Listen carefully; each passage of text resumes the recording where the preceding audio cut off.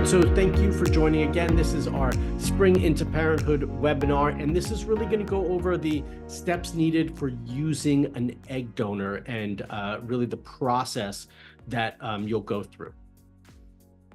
This is who we are. You can't see their lovely faces. I wish you could. For some reason, we have our cameras not working today, but except for mine. We have Fan, who is right over here on the left of our screen. And then we've got Khadija on the right. And I am Dr. Mark Sklar. I'm in the middle there, surrounded by both lovely women. Khadija is our Director of Clinical Services. And she's got an extensive history working with fertility and reproductive health. And Fan is our Director of Intended Parent Services. So she really works with all of the couples as they are choosing their donor and helping them and guide them through the entire process. And you'll be able to ask both of them questions at the end, and I'll be moderating those questions. All right, so let's jump into it. So who we are? Well, YourEggs is one of the world's largest fresh egg donor banks in the world. We're based here in Southern California, and we work closely with the top fertility centers, not just in California, but throughout the country.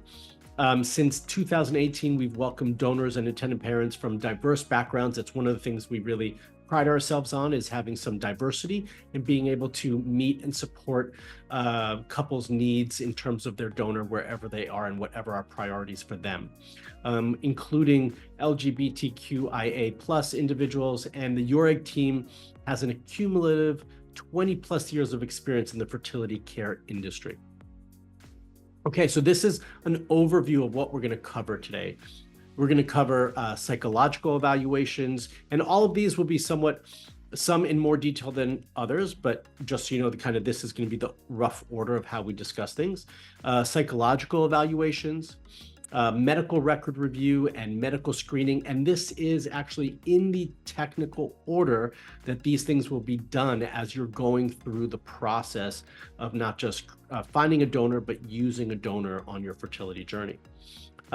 You'll always need a clearance from your OB, then selecting a donor and beginning the process. Now, I put this in the middle, but the reality is this process, this step happens from the beginning and happens throughout. So even though I have it in the middle, the hope here by putting it in the middle is that this is when you've actually finalized your donor selection and you're moving on with the rest of the process. But all of us know that when you're moving forward with choosing an egg donor, that's actually step number one, because you need to be able to find the donor that you desire and see that you can connect with them in whatever way is important to you as you're moving through the process, to know this process is going to be what's going to get you to your end result. Then after that, we have the legal contracts. Some of that can start before, but in general, that's where we put that in. Then once all of those things are done, you've found your donor, you've signed all the documents, you've had all the clearances, that's when we move forward with a frozen embryo transfer calendar or schedule. And I put here an FET because that's what's typically done, but you'll see in the subsequent slides that there are other options as well for you throughout this process. Then hopefully after that embryo transfer, we have a success. And after a little bit of time, you'll graduate to the care of your OB. Then there will be some parental rights establishment to make sure that everything is taken care of. And then what we all want, which is OBG, the care, finalized care with your OBGYN and delivery of your little healthy baby. Okay, so now we get into really what's the most important piece of this whole process, which is actually the egg donor selection, right? So that's number one, is selecting your egg donor. Now, what's important when you're selecting your egg donor? That's going to be very different for each one of you. Some of you might prioritize the physical features for that individual, right? How do they look? Do they have certain hair color, certain height, certain skin color, whatever those things might be? So that might be important to some of you. To others, it's going to be ethnicity. Where in the world are they from? Maybe what religious background do they come from? What country do they come from? That's going to be more important for all of you. And I don't want to say this to mean that like one thing is more important than the other. They obviously all have their importance, but you're going to create a list of all the things that are valuable for you in what you're looking for in a donor. And then once you create that list, that's what you're going to be searching for, right? One of the things that I think is important, and actually multiple steps that I think is important when we're going through this process, is a couple key things. One, even though it says step 3 is discuss with your partner, my recommendation for all of you is that for both partners, you each create a list of what's important for you in the donor that you're selecting separately. Do it individually on your own. Then come together and jointly go through that list, see where you match, see where you disagree, and then come up with a combined list of what you're looking for. And then when you do start looking through our egg donation database, when you're looking for the donor, the other thing that I think is really important is that, and it might seem counterintuitive to you, but I actually think that when you start the process, it's really important that you actually don't minimize your choices from the onset. So try to open it up to have as many options, as many choices from the beginning, because that's going to allow you to see individuals and see characteristics. It also makes it easier for you to eliminate individuals. And then from there, you're going to start to refine it. Excuse me. When you, if you want, you can ask Fan some of these questions afterwards, but that's also a piece that Fan is really adept at supporting you through.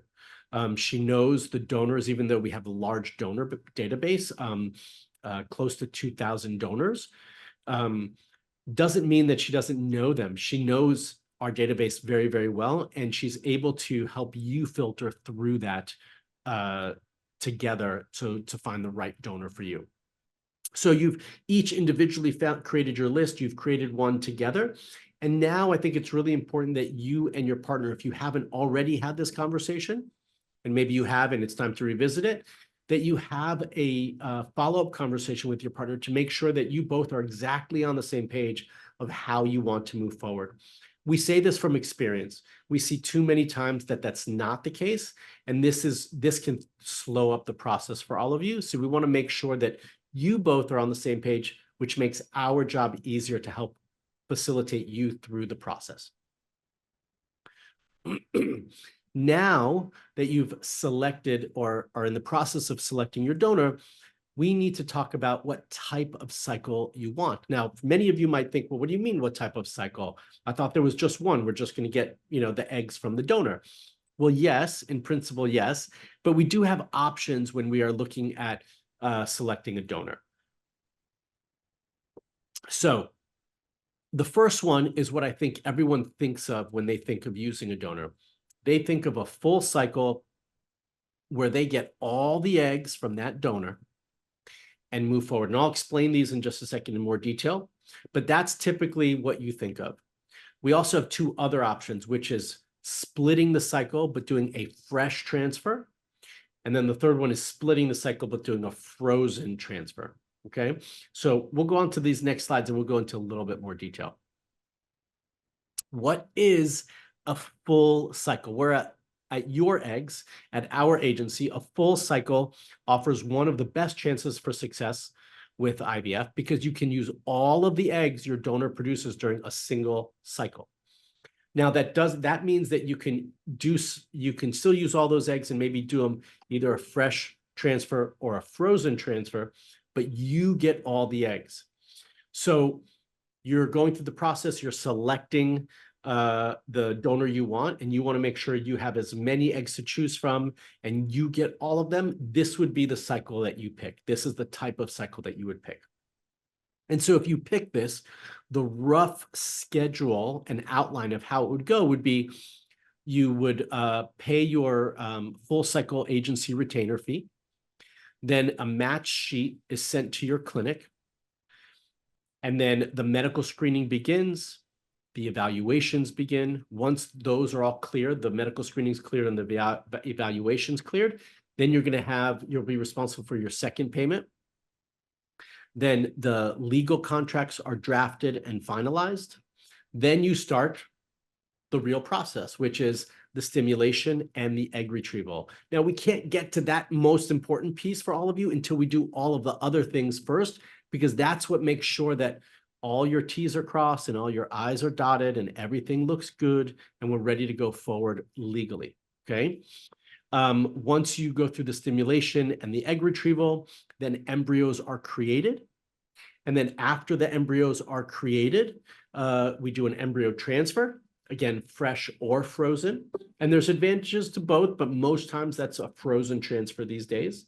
And then hopefully we've got a successful pregnancy at that point.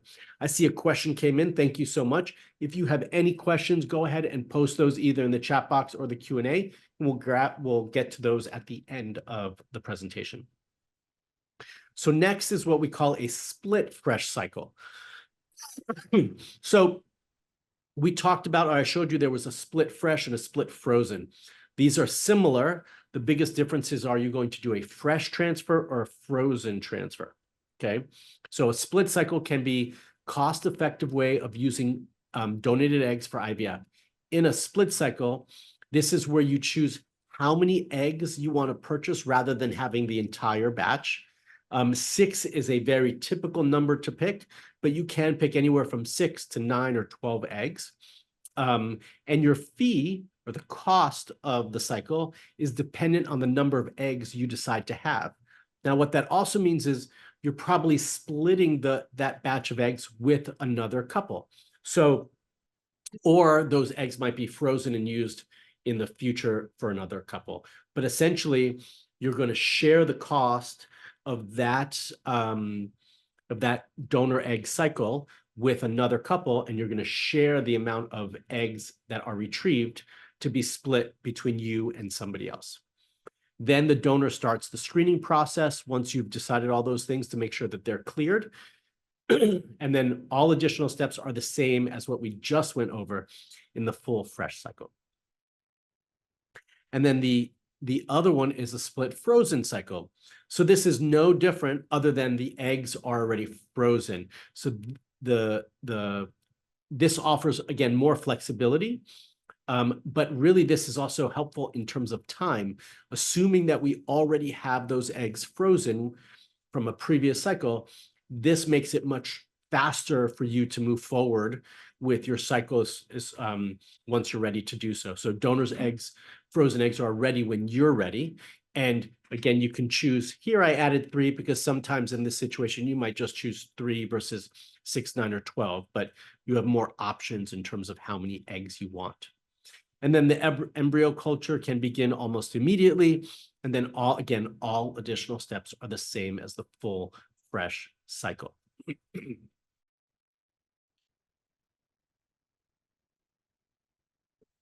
All right. So psychological evaluation. So this is important for many reasons. It's important for the donor. We want to make sure that the donor is cleared and understands what their responsibilities are, and there's no issues there. So that's from the donor.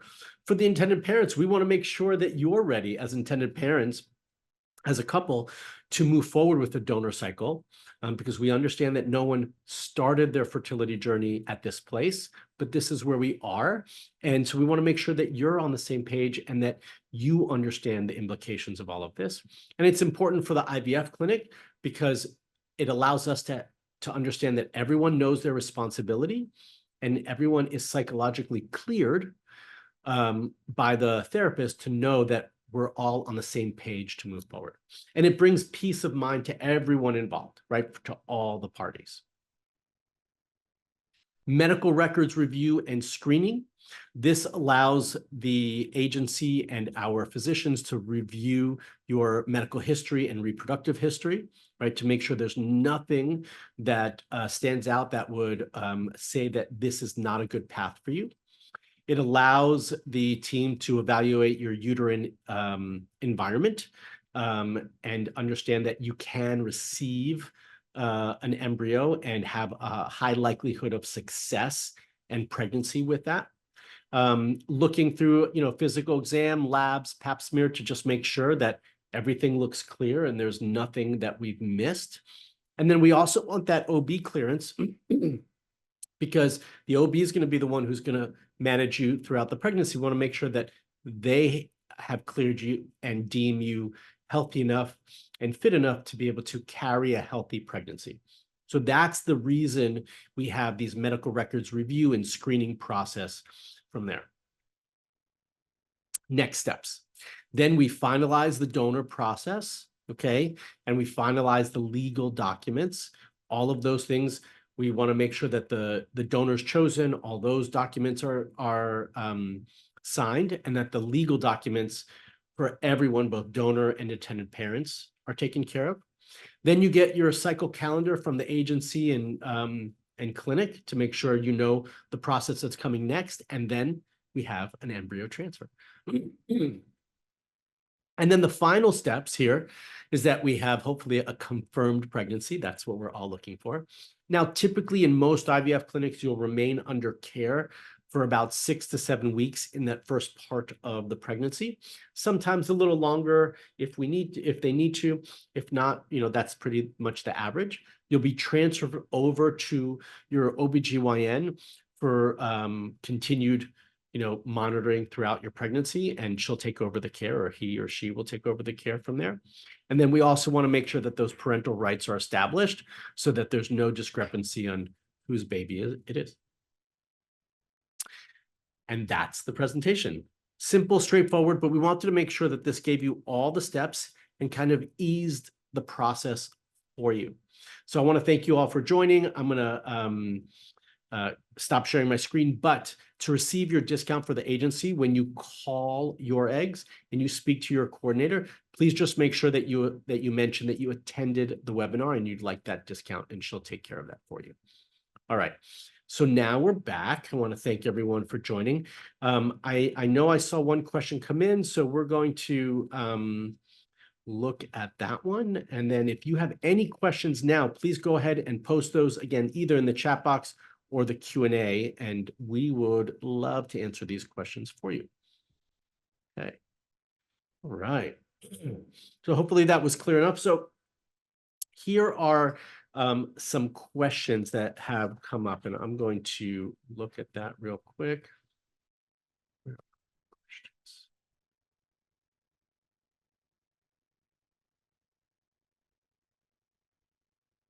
All right. So Fan, I think this question would be good for you to answer. How long does this process typically take? Definitely. So usually the process from selecting the donor all the way to donor screening, and for psychological donor screening, legal, and for donor starting pre-treatment, and for egg retrieval, typically around 3 months, 3 to 4 months, for the process. And that also depends on donors' availabilities and how soon the donor can start. The itself, from donor medical screening takes about 2 to 3 weeks for scheduling donor to come in and all the way receiving, FDA required blood work results and everything. So I would say from selecting a donor to you're expecting, the embryo be ready, it's going to take about 3 to 4 months. Okay, great.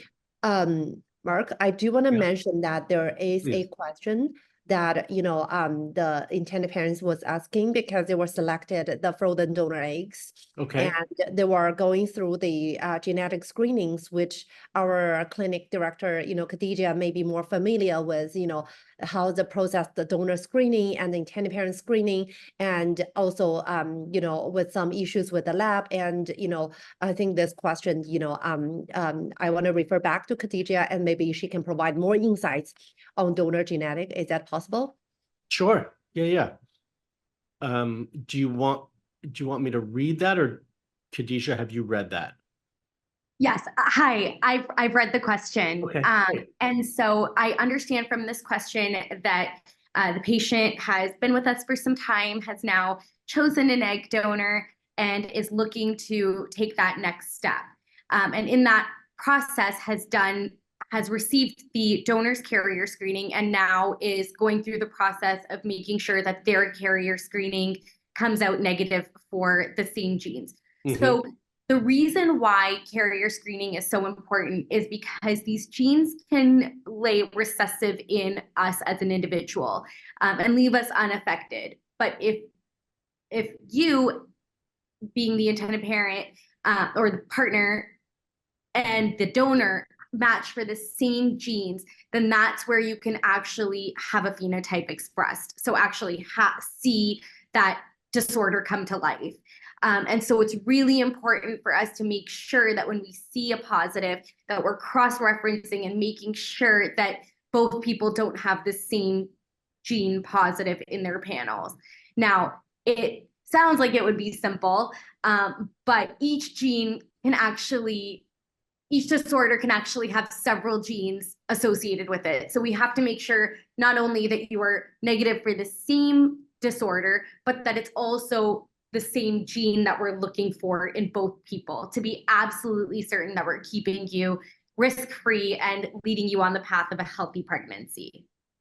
Thank you for that. Yeah, these sorts of things is why we do all the screenings.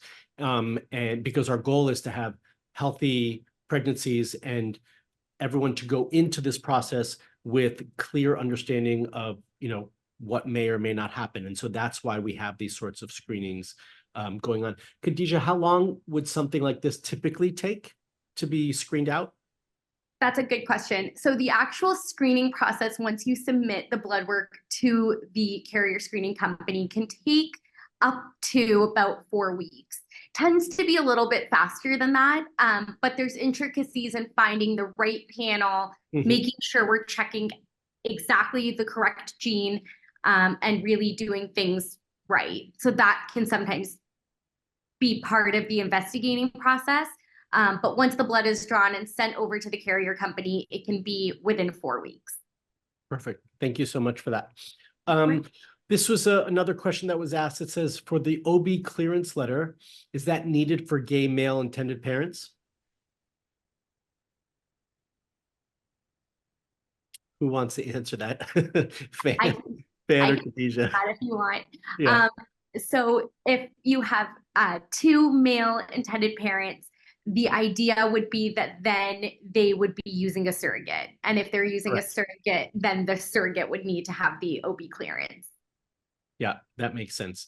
And I'll follow up. I don't know if this is a question that they would have, but would the surrogate be using their OB, or would the intended parents be finding an OB that they want the surrogate to be seen under? It could be either or. If the patient already has an OB that they're comfortable seeing and the intended parents are comfortable with that OB providing care, then certainly there'd be no reason to switch. However, it would just be a personal preference. Got it. Okay. Thank you. Actually, on this question kind of goes with the next question that's coming on, and so I'll ask them somewhat together. It's also for you, Khadija.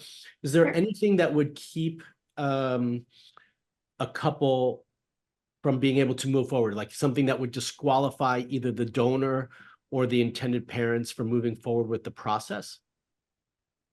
That's a good question. So coming back to the screening process, it is largely defined by the FDA. So there's blood work that the FDA requires in order to make someone eligible to be a donor.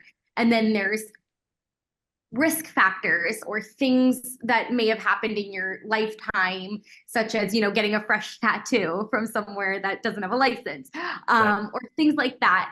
We call it a screening process. So there's the testing process with the blood work. There's a screening process to check for life events that may have put you at risk for infectious diseases. And then there's a physical to make sure that you're in optimal health. So all 3 of those components build up the FDA eligibility for donation.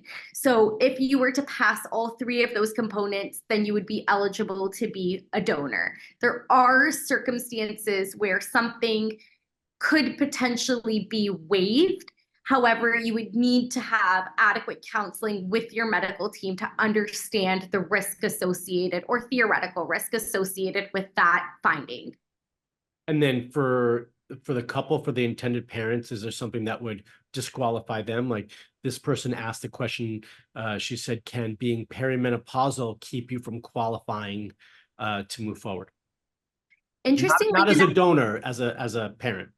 gotcha. Yeah. Interestingly enough, no. Mhm. Mother Nature really built the biological clock into the ovaries as opposed to the uterus. And so our uterus doesn't really age the same way that the ovaries do. But that being said, we would want to make sure that the uterus was without pathology. So looking for things like fibroids, polyps, a normal uterine contour. All of these things are things that we would have to investigate to make sure that you were eligible to carry the pregnancy. Yeah, so the environment of the uterus is going to be much more important in this situation than what's going on with the ovaries. Yes, you got it. Great.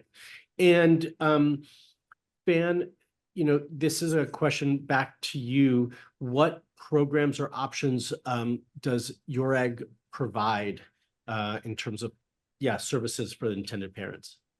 Definitely, that's a very good question. And I think in your previous, presentation, we also mentioned, basically two big programs that we offered and offers, flexibility for intended parents to choose is a full cycle versus, split cycle.